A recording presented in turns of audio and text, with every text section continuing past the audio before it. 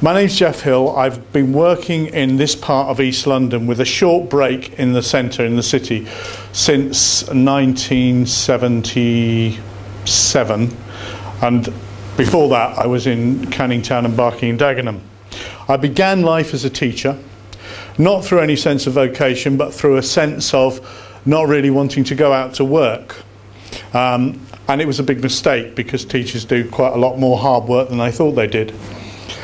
I spent most of the early part of my life teaching, and then moved into industry, again by accident, by mistake, and worked with British Rail, which was a strange, exciting and monolithic organisation, which went from very traditional, very unionised practices on one end, to all sorts of groundbreaking vanguard HR policies and entrepreneurial sorts of engineering at the other end. So it was quite an exciting time in my life, and totally different, because in teaching, if you're involved in that kind of activity, you know that the rewards for your actions take a long time to come through. If you're in industry, frequently the rewards and the punishments, if you like, or the disrewards, are instant. And I hadn't been used to that kind of world. When I came back from the railway, if you like, I started my own business as a consultant. The intention was not to work very much and to play golf, but you can't do that, because if you say no to someone, they never ask you again, so you always have to say yes to any offers of work. My life then, up until this point, the last 13 years or so, I've been working for myself. In all my life, I didn't really make a huge number of considered choices. And probably, and I know as a baby boomer, everyone says it's all our fault, but we never had to. I never really had to make a big choice. Because when I left school, there were plenty of jobs. I looked at I was kindly handed a print off this morning about the unemployment figures, and youth unemployment has now hit 1.2 million. So that's people between the ages of 16 and 18 plus, I suppose 19. 1.2 million of them haven't got a job. Many of those will be people who have gone to university, followed a career, or followed what they thought would be a career qualification. And now they're finding the reality is that many kinds of degrees, many kinds of higher education qualifications aren't necessarily going to guarantee you a job. Now, again, if I go back to when I was young, if you had a degree in history, you could get a job anywhere. No one said, what's the use of history? They said, oh, you've learned some important skills. And fewer people had degrees, because most people followed routes into employment that was all around them. They might have worked in factories, they might have worked in what was then a lot more manufacturing, but many of them went through the apprenticeship route. And the apprenticeship route then was a lot different to the way it is now. If you became an apprentice, and I was reminded by a colleague in the audience that you often had to pay for the privilege, you had to be quite well qualified, and you also had to expect to work with an employer for something like 4 or 5 years, perhaps, before you became a fully qualified person. The term apprenticeship has changed. It doesn't necessarily mean that you have to work that long with an employer in order to become qualified. It usually takes about a year to get the first level of apprenticeship, which is the level 2. You can then carry on, level 3, level 4, and you can carry on into a career's worth of training, professional training, and getting professional qualifications. But the term has changed. And so, I think, has the feeling that employers have about apprenticeships. Because there was a time, and I think I could probably place it around the 80s, the early 80s, perhaps the middle 80s, when apprenticeships seemed to disappear. And nobody could get a trade or a craft apprenticeship. And this probably coincided with the decline, I suppose, in a lot of the manufacturing industry. So if I've got my dates a bit wrong, let me know. What we're doing with this programme, and I'll just click onto it, BEP group is running, is not actually an apprenticeship program. It's a pre-apprenticeship program. And they've been saying this for many, many years. I can remember sort of in the late 70s, employers coming into classrooms that I was teaching in saying, when you send young people out, they can't do this. They can't write a letter, they can't answer the phone, they can't add up, they can't speak properly, they can't, and they've got GCEs or GCSEs or CSEs or whatever qualification it was in English and maths. What does that mean? What are you teaching them? So this notion that young people can't do things despite their qualifications has been around ever since I think there have been young people and qualifications. But it is true that in today's world, a lot of young people don't have the opportunities to do things in the world of work that perhaps some of their parents and grandparents had. Like Lord Farsi, was it? Yeah, was it? Sorry. Well, his friend, I was a bus conductor. Obviously, I didn't take it far enough to get to the House of Lords or to become a billionaire. But I was a bus conductor, and that was just one of the jobs I had after I went to college. And during my college career and during my school life, I had lots of part-time jobs. Not paperboy jobs, but summer jobs, Easter jobs, Christmas jobs. I don't think young people get those opportunities, and I don't think they're encouraged to take those opportunities now in our world, and certainly not today when perhaps there aren't so many jobs around. So they don't get the notion of what it's like to be in the workplace. Equally, a number of the young people that BEP Group works with are young people who don't particularly like what they're offered at school. They don't like an academic programme, they don't like a school programme, they want to do something differently. They want a vocational programme, or they want a programme where they're treated as adults, all sorts of things. But many of the young people we see, perfectly bright, perfectly intelligent, but they've kicked over the traces. What this programme is supposed to do is to give young people the opportunity to get ready for an apprenticeship. Not necessarily to be placed in one, although that's our aim, but to get ready for it. So it's a pre-apprenticeship training programme. It's open to young people who live in London, who are aged between 16 and 18, and it's funded by the government, so it's not going to cost an employer anything except what they would normally pay an apprentice. And what we do is we take in the young people who are referred to us, we recruit them, we assess them, we develop them, and then we offer them support. One of the jobs is to encourage young people to look at apprenticeships as a viable route. There is some evidence, and it's apocryphal, that young people are starting to say at the age of 16, 17, 18, I'm not sure I can afford university, so I think what I might do is look at an apprenticeship. And those young people are frequently looking at an apprenticeship at level 3. There's another group who are thinking, I'm not going to get a job, I'm going to go on the dole, or I'm going to just hang around in the market, or I don't know what I'm going to do, because they've not really got any ambition, because they never thought about what they're going to do, and perhaps they come from a tradition of not thinking about what you want to do when you leave school, except do what everyone else seems to do on the estate or wherever.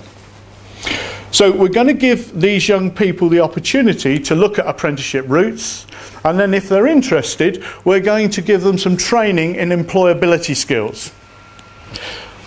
Which side? Oh, I better go this side.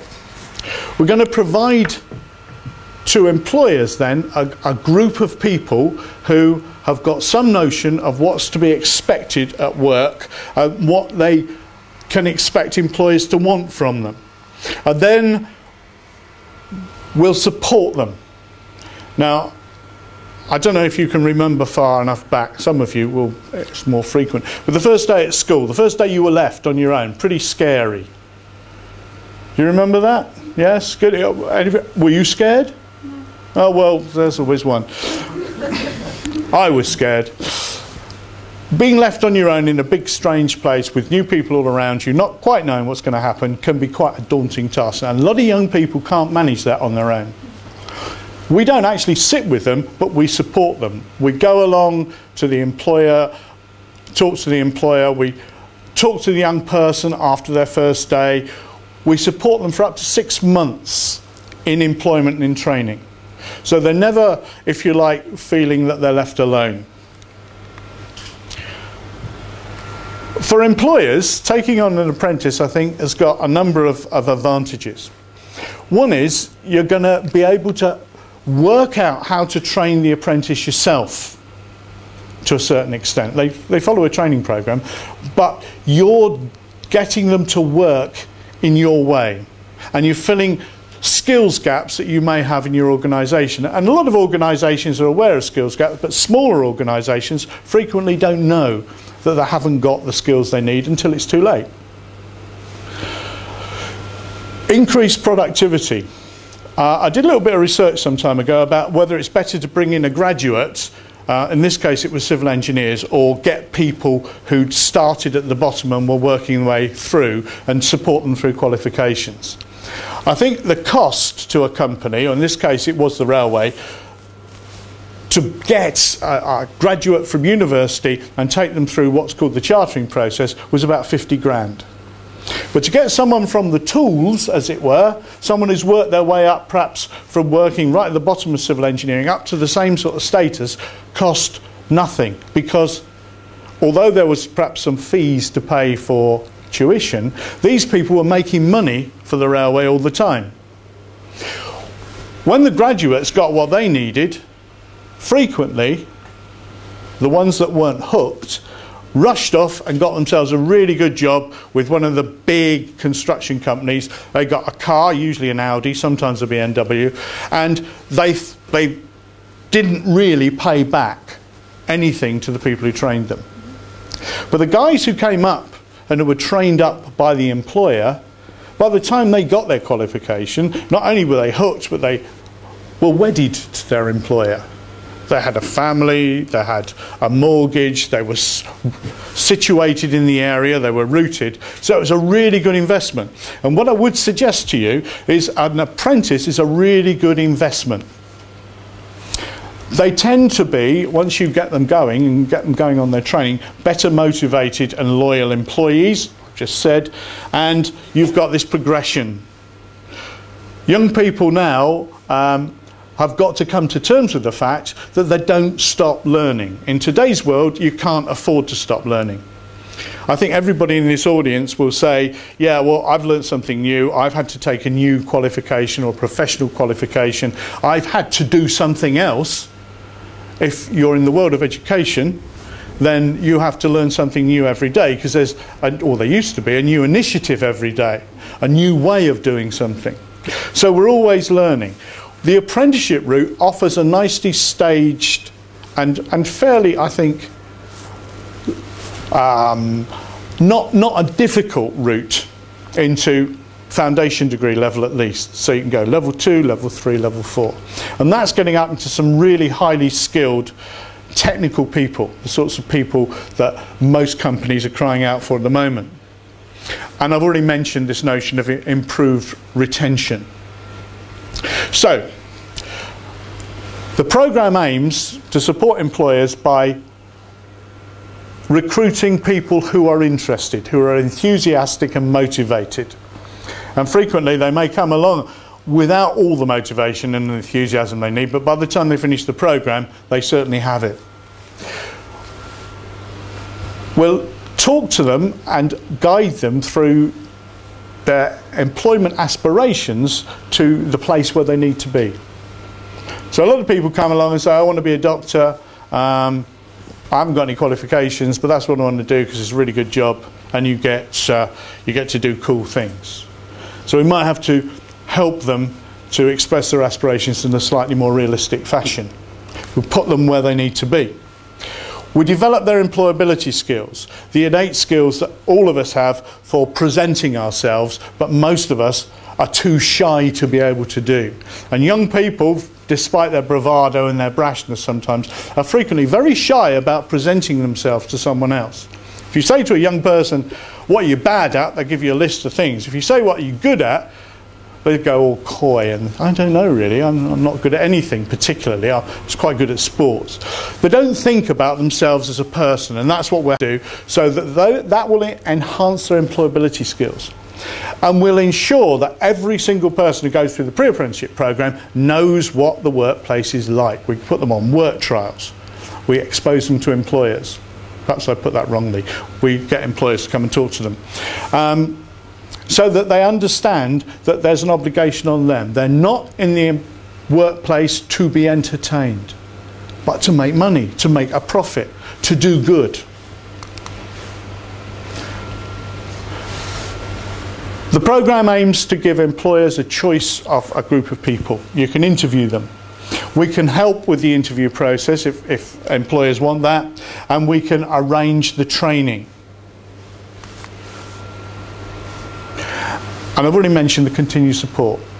It's very important that there's support for the young person, but there's also support for the employer. Because sometimes the employer thinks, oh, this isn't working, I'm not sure, I don't understand what this kid's doing, I don't understand where their head is. And we can help them to understand and to make their decision whether they actually want to keep the apprentice or not. We can also talk to the apprentice. And we can make the whole process of getting a young person through the qualifications into something that's relatively painless. You're going to hear more about this later, but an apprenticeship works like this. An apprentice is a full-time employee. They've got to work 30 hours a week, including their training, at least 30 hours a week. And there are two ways of doing it. The way we prefer, and the way so far everyone's asked for, all our employers and all our apprentices have asked for, is the employed route. So an apprentice, a young person goes along, they are recruited by a company, we set up the training, and they're employed by that company. Some employers may be in a situation where they find themselves unable or unwilling to employ an apprentice for themselves. They may be a very small company. They may have other difficulties, that they haven't got an HR department, or they're worried about employment tribunals if it all goes wrong. And the other route is for us, BEP Group, or anybody you use to recruit an apprentice for you, can be the employer.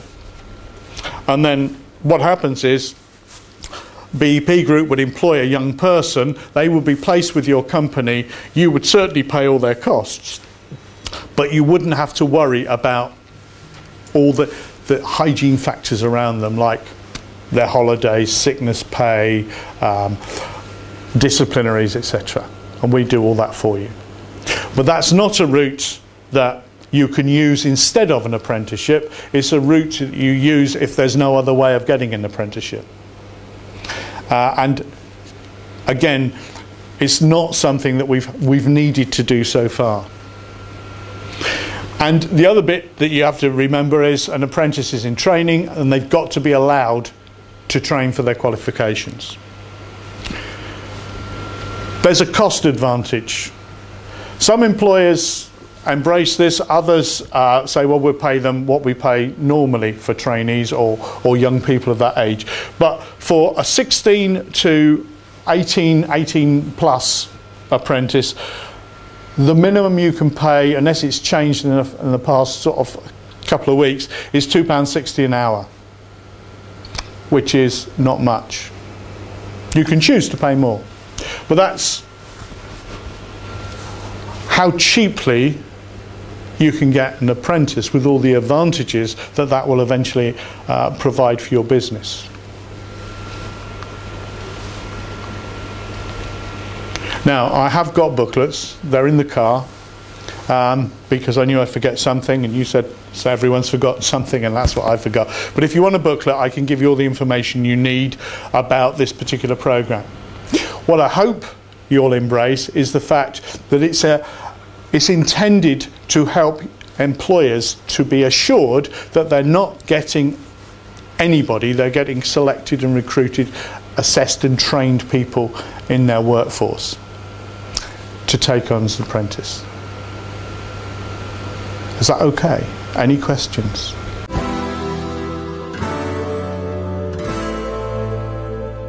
My question is there any taxation benefits involved with taking on apprentices?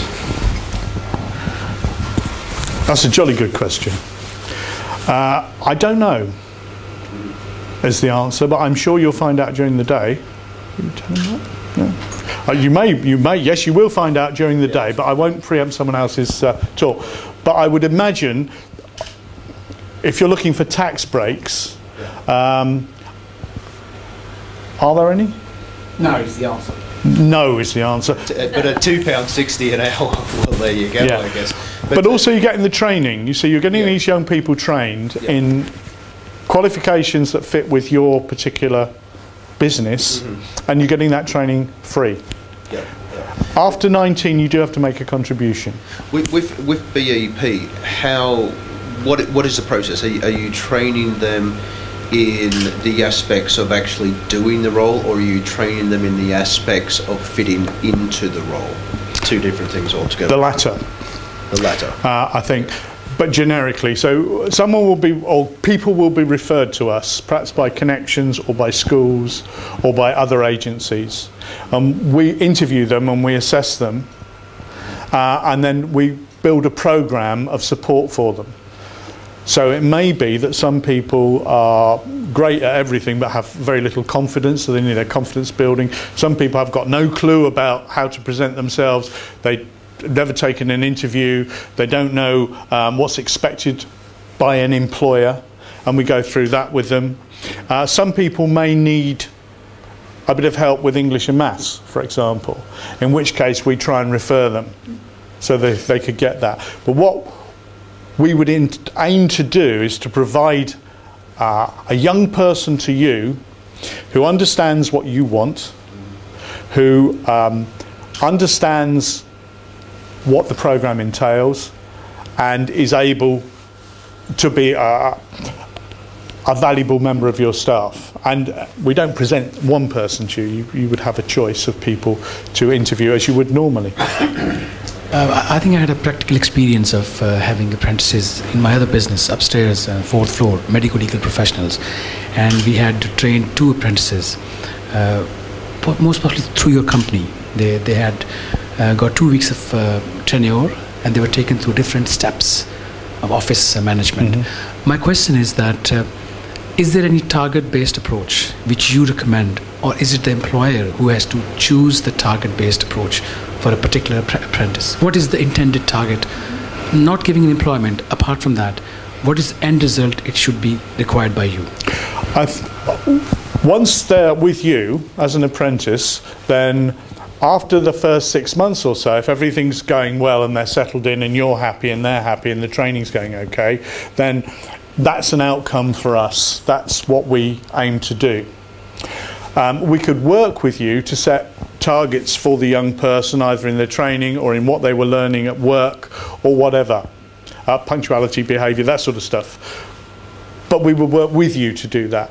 So we'd have our own targets for each young person built around their needs during the employability training programme. But what happened in the workplace would be a negotiation. So it may be, and I'm sure you would know exactly what you wanted them to do and when. Some employers might say, how do I do this? And we would help them with that. So the certificate of employer's liability covers the apprentice as well? Yeah. They're an employee, either of you or possibly of BEP Group. So we have employer's liability insurance, you have employer's liability insurance, and I don't want to get into difficult ground here, but employer's liability insurance is much wider than many employers understand. So anybody who's on their premises, whether they're doing a work experience or a visit, is covered by employer's liability insurance. The only way you're going to get into trouble is if you are negligent. So if you say to a visitor, go and stick your hand in that press and see what happens, and their hand is crushed, that would be negligence. But if they go and do it for their own amusement, then you're covered by insurance, as any employee will be. Is there any form of exclusion set out by BEP that the apprentice should not work in this particular responsibility? No. We would do that for work experience. So if you had a young person under the age of 16, for work experience with you, we've set out a job description and we would say they're not allowed with that machine, they're not allowed to do that unsupervised, etc.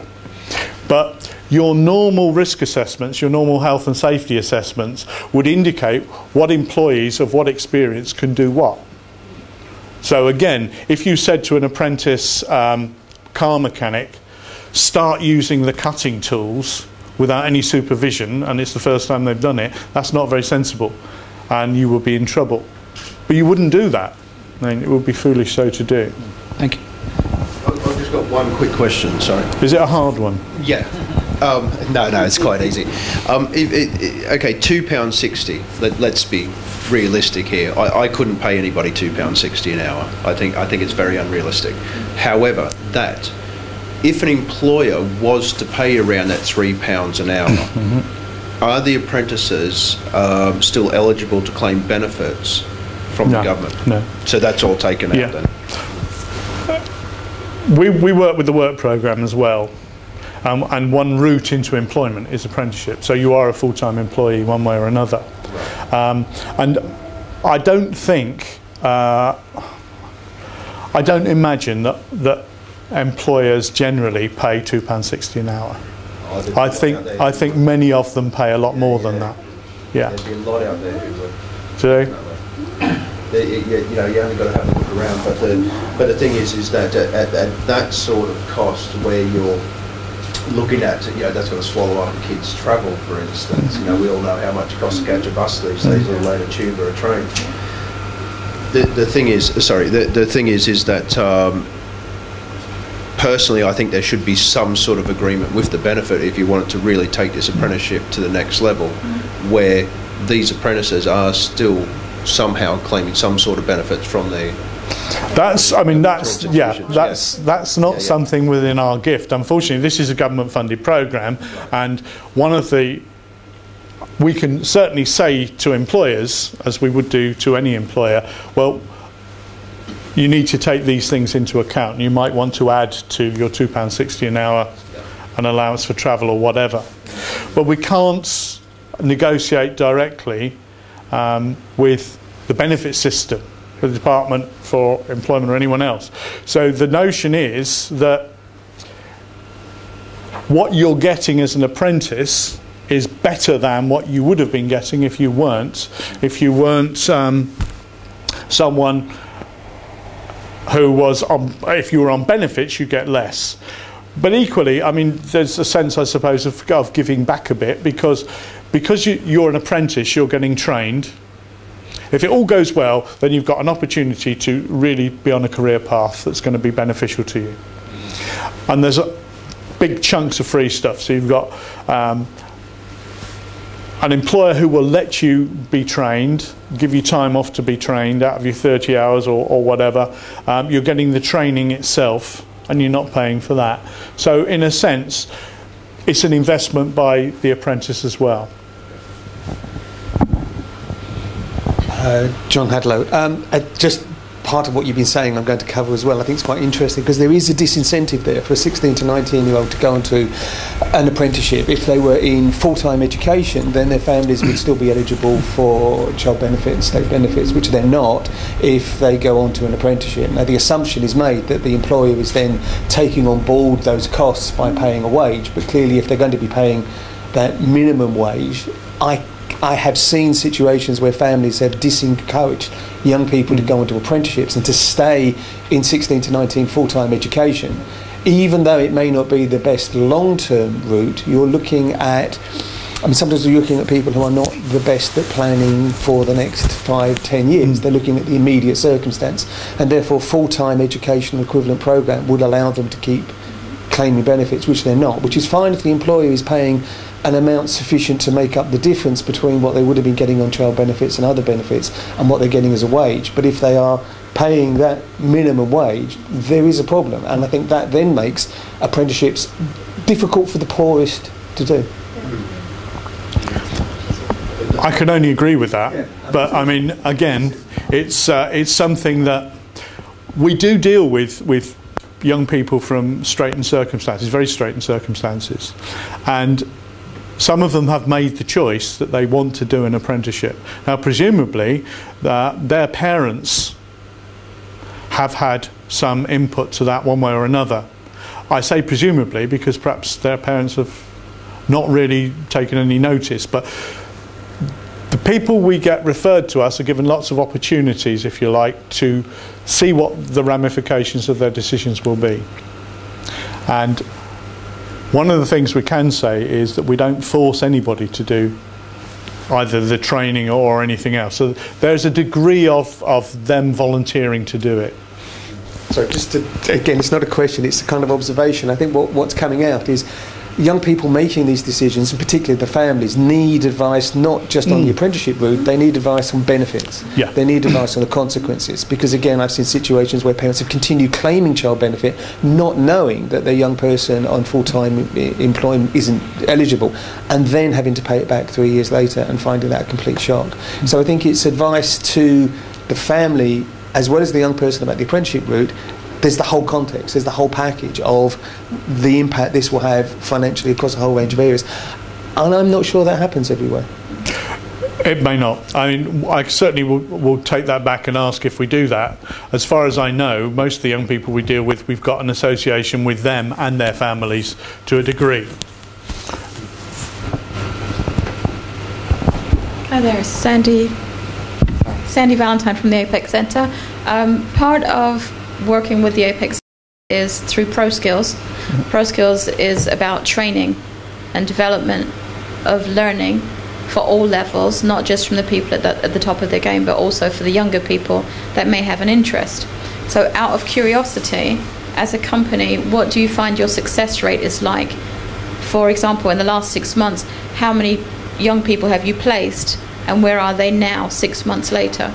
Right, well, the programme started in June. Yes. So it hasn't been running 6 months yet. Oh, okay. And it's a pan-London programme, so we're working with partners across London.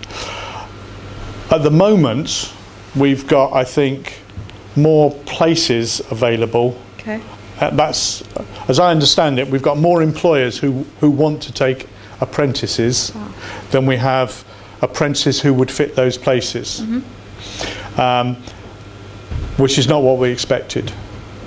But we've also got a body of young people, and I think it's getting on for 50 or so, who are going through the process. So has anyone addressed why the programs are not more attractive to young people? Oh, I don't think it's not that they're not attractive to young people. We do talk to young people about the programme. Yes. We're not sort of necessarily dealing with all young people everywhere. We're dealing with those young people who are likely to be NEET, which is not in education, employment or training. So the government hasn't said, right, here's some money, go out and recruit loads of people. Yeah. It's said, aim at the difficult to reach. Okay. So these are, and this follows on from what you said about, you've got to be very careful about what their families understand in terms of benefits. These are likely to be youngsters who, as I said at the beginning, have kicked over the traces or haven't got a clue what they want to do, but certainly don't want to stay on at school, or have no real thought about what they want to do, their ambitions, their desires. They just think, well, I'll hang around. So what we're working with are young people who are not going to be running up to us and knocking on the door and saying, I hear you've got apprenticeship places. Does that answer your question? Somewhat, yes. Somewhat. Yes. But as the programme rolls on, we'll have a better idea of how well it's working. But as far as I can see, at the moment, we seem to have a number of young people who are interested in going through the process. They don't fit necessarily all the employment places we've got or apprenticeship places we've got. There shouldn't be a problem with the training provision. Okay. Just Thank one question on that. Where's your highest success rate at the moment with these 50 kids? Is it manufacturing, retail? Is it office-based? A lot of the young men want to go into construction. Yes, and that's regarded as a big boom area around here. The rest would be spread across, and girls, I think a lot of girls that we see want to go into hairdressing, but there's business admin, some retail, things like that. But the majority is the high profile sort of, everyone wants to be working in construction because there's apparently lots of jobs going in construction. Now, of course, it's not only seasonal, but it flows with the economy. So at the moment, I think there are probably less jobs than people thought, but they still want to go into construction. Any more questions? No. Okay, great. John had